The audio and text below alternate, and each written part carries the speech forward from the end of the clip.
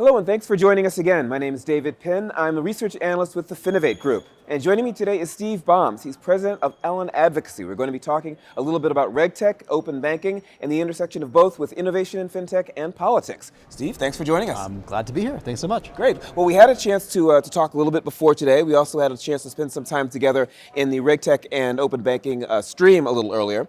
So before we talk about some of the themes and ideas and topics that came up there, maybe you could tell us a little bit about yourself and the work that you do for Allon Advocacy. Sure, I'd be glad to. Thank you. So I started my career working on Capitol Hill, working on financial services issues at a really kind of interesting time, before the financial crisis, through the financial crisis, coming out on the other side of the financial crisis. Okay. And I've always had a real passion for the intersection of public policy and consumer financial services. And the financial crisis for me really cemented the significant impact that Washington and policymakers can have on our interaction with our banks and with our financial services providers.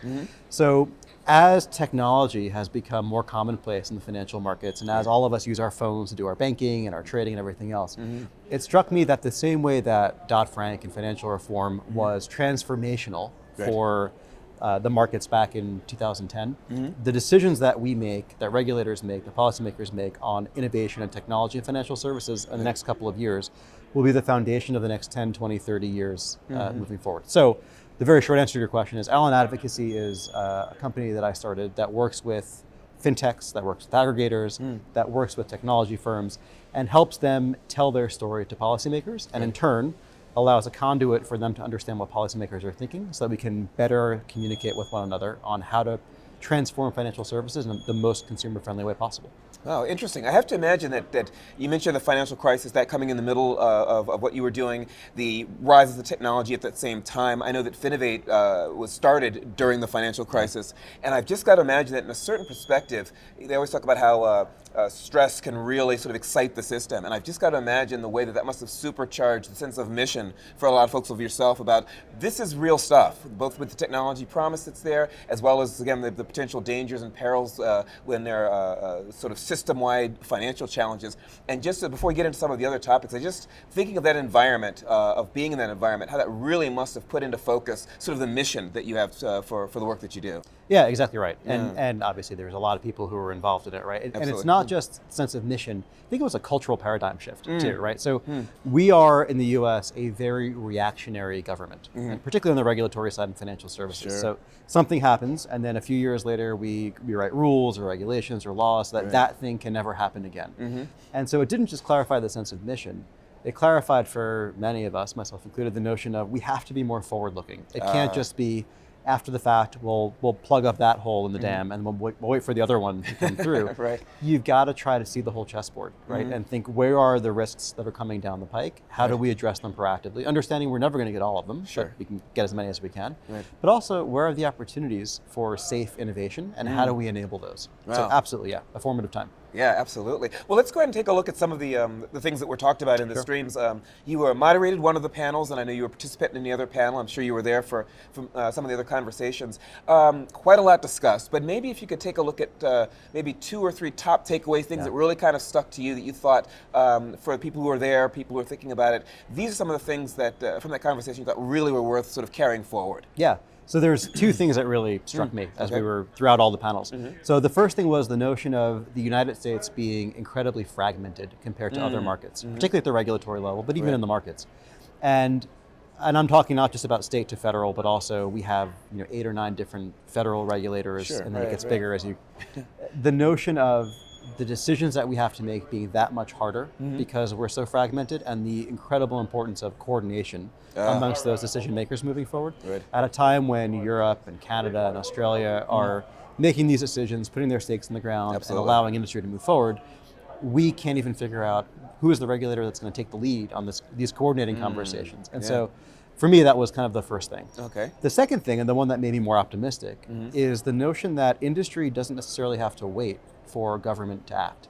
And that while maybe industry can't on its own solve all of the problems, industry can take incremental steps to advance the ball a little bit forward, even while we wait for the government to figure out how best to act in that space. Wow, interesting. And I can definitely hear, again, thinking of what you said about in terms of a cultural shift, and hearing what you're saying now and seeing how that really does contribute, where everyone is thinking, wow, different paradigm. We really have to be looking at this differently.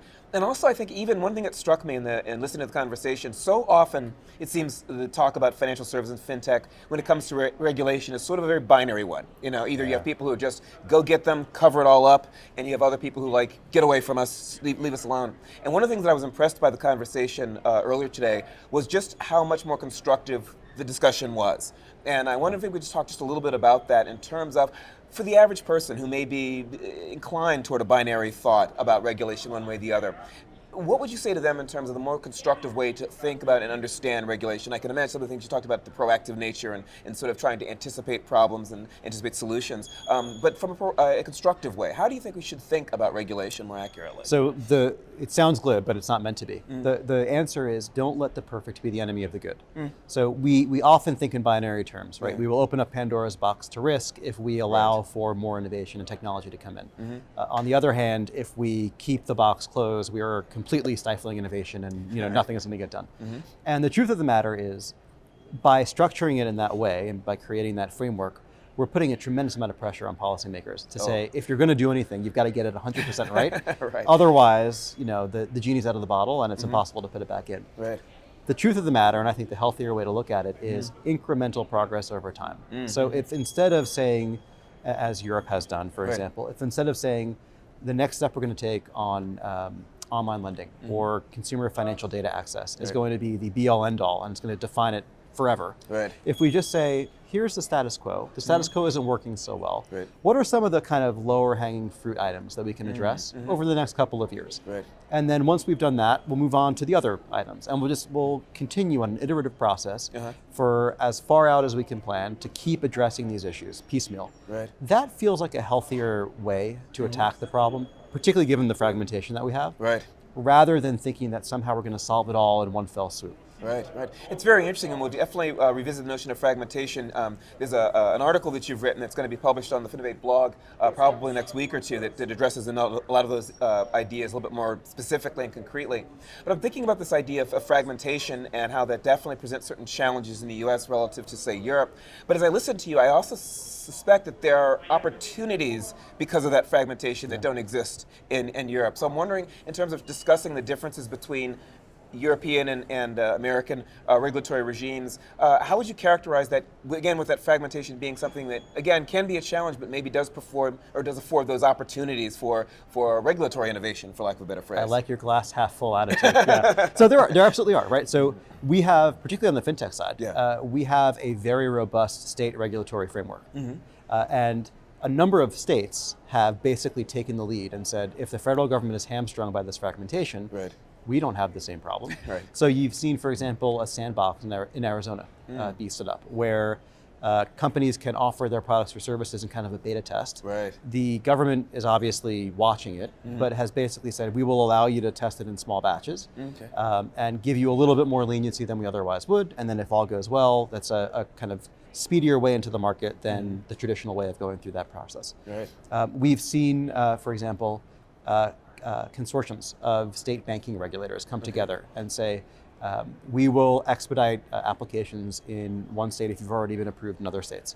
So there's absolutely things happening. I don't know that I'm as optimistic as you, where I would say that it's an opportunity. I think the examples that I've given are examples in spite of the fragmentation, rather than a good opportunity that's come out of the fact that we have it. Sure.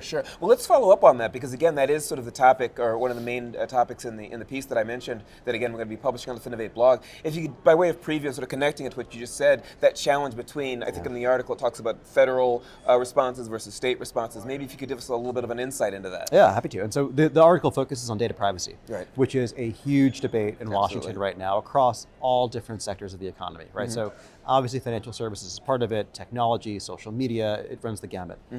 And one would think that given the partisan rancor over almost everything, the fact that Republicans and Democrats alike are saying this is a priority would mean that we're going to see some type of federal national data privacy framework in the US, maybe akin to a GDPR in Europe.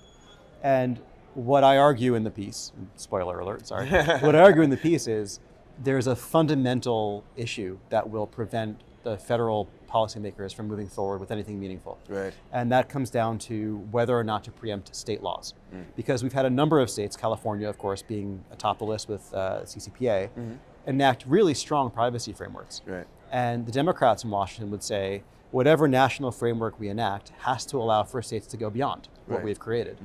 Whereas Republicans would say that defeats the very nature of having a federal framework in the first place. Right. Because if the goal is to try to get around this notion of 50 different state frameworks, which is a huge onerous compliance burden, you can't allow for the ball to keep kind of moving further up the chain, right? So that notion, which by the way is opposite kind of the traditional party notions. It is, I was thinking about that. Democrats being for state rights and Republicans being for a stronger federal government. Right.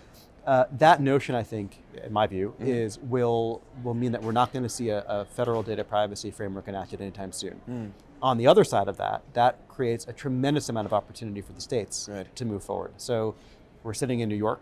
New York in Albany earlier this year allowed for a 1-year study by the regulator on data privacy. In government speak, that means a year from now we're going to do a data privacy bill, so get ready for it. We've seen Vermont do a data privacy bill. Wow, okay. So the thesis of the article is all of the attention is going to be focused in Washington on data privacy, but really all of the action will be in state houses around the country. Yeah, interesting. I want to ask one question, maybe as we're sort of wrapping up the conversation, is that in terms of the participants in the conversation, as someone like yourself who's been in those halls of power, as they say, and talking with these folks, do you feel like the people who are significantly affected by a lot of these issues are being adequately represented, or their voices are part of the conversation, what's happening, or do you feel like the conversation is siloed by those who are very committed to it, those who are expert in it, and in the legislature as well, and that we might end up with a solution that's going to leave some of those players out, who are then going to come back and want to get into that conversation after the fact? Yeah, I think the latter. Oh, okay. And I don't mean that in a cynical way. I think that's actually just the nature of our government, right? So entrenched interests always have more access and more opportunity to have a say. And that's because Joe or Jane consumer are not going to take a couple days off and travel to Washington and have their voice heard. That said, there are plenty of consumer groups who are representing kind of the average person. So Consumers Union, Consumer Reports, the National Consumer Law Center. But there are so many market players with a stake in this. They are completely kind of out-vamping the rest of the players. And by the way, in the traditional kind of view of how Congress works, that's not that atypical. So you'll have a big landmark bill, and then a year, 2 years, 3 years later, you'll go back and you'll say, okay, we got some things wrong, or we could tweak some things. So here is the package of amendments that we'll make to that bill based on input that we've received after the fact. And this is, again, just to kind of tie the conversation back, this is the cultural difference between us and Europe, or us and Australia. In Europe, there is an understanding that GDPR was imperfect, right? And that it will have to be tweaked at some point. And so we're seeing those conversations happen now. In Australia, they just passed a consumer data rights law. There is an understanding even now, it's only a few months old, that is not perfect. It will have to be back and get amended at some point. So again, it's changing the paradigm of how we think about legislating on these things to ensure that everybody does have a say in making sure that it's as good as it possibly could be.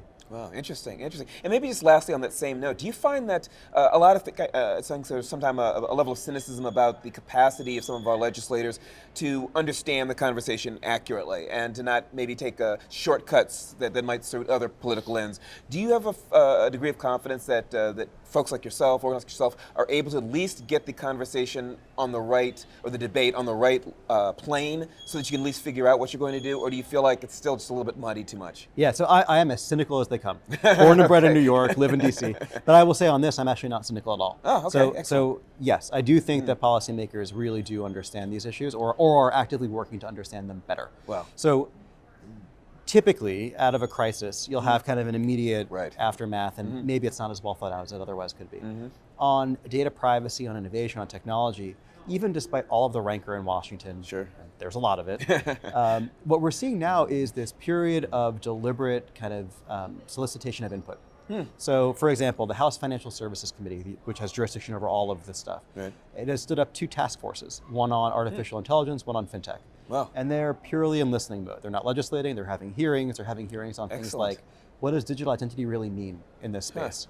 What does machine learning mean for credit access? On data privacy, the Senate Banking Committee will be, I'm told, will be issuing a bill at some point later this year. That comes after 2 years of just bringing stakeholders in and asking questions and getting as much information as they can. So if members of Congress or policymakers are not well informed, it's not for lack of trying in this space. Wow, that's very good news, and maybe a nice positive note to conclude on. Absolutely. Absolutely. Maybe that tendency can be extrapolated to other aspects of governance too. Would be really something to enjoy. Yeah. Absolutely. Well, thank you for a very fascinating conversation. Again, I enjoyed the presentation earlier on today, and we're going to be looking forward to hearing more from you. Again, the article's going to be coming out on the Finovate blog. It'll be available in the next week or two, and maybe we'll be able to have a follow-up on that. That'd be really nice. Sounds great. Excellent. Thanks so much. Thank you again. Thanks so much. And thank you for joining us.